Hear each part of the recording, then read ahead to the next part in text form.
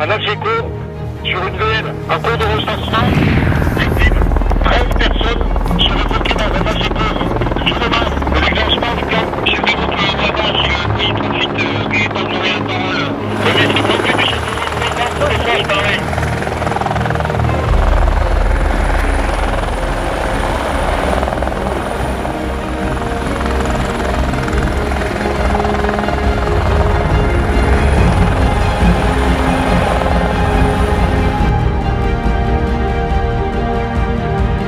Bonjour, je suis le sergent Tcherbakov Michael, je suis sapeur-pompier professionnel affecté à la caserne du péage de Roussillon.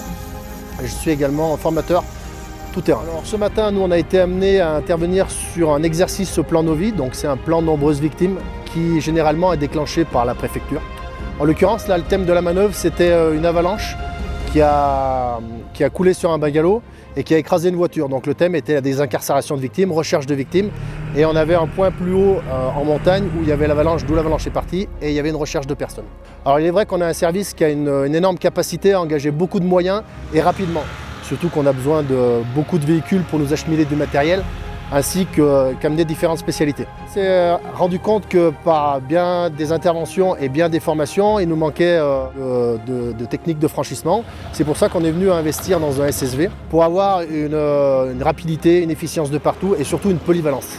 Le 10 de l'Isère était équipé d'un quad préalablement où on ne mettait pas forcément le personnel en sécurité. Donc du coup on a réétudié sur quel type de véhicule nous pourrions retravailler et donc on est parti sur la base du SSV. Donc on a fait plusieurs essais avec plusieurs marques. On est sorti sur le SSV Can-Am, pourquoi ? Pour tout ce qui est confort et puis tout ce qui est capacité surtout. Alors on a choisi le Tracter parce que c'est un véhicule qui est très confortable, peu bruyant.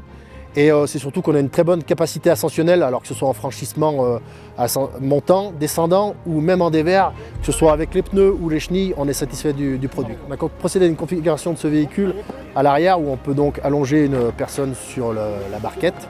Et on peut également mettre des personnes, on a 2 fauteuils latéraux de chaque côté pour pouvoir faire l'assistance, donc soit un médecin, soit un infirmier pour faire l'assistance sur la personne, la victime tout du moins, qu'on va transporter. Et le montage de tout ce qui est appui pour porte-barquette, il faut une dizaine de minutes pour l'assembler. Et on aura éventuellement une équipe cynotechnique qui pourra leur venir en aide, donc avec leurs chiens pour faire les recherches de personnes. Des fois, on part du plus près, plus on s'éloigne. Et pour éviter de repasser par les mêmes secteurs, on se fait projeter à bord de véhicules. Alors on ne veut pas trop avoir du matériel fixe dans la benne justement pour avoir la polyvalence de cette benne. Et on a aussi le coffre à l'arrière pour transporter tout matériel autre, matériel incendie, matériel de désincarcération, enfin tout autre matériel qu'on peut retrouver chez les sapeurs-pompiers.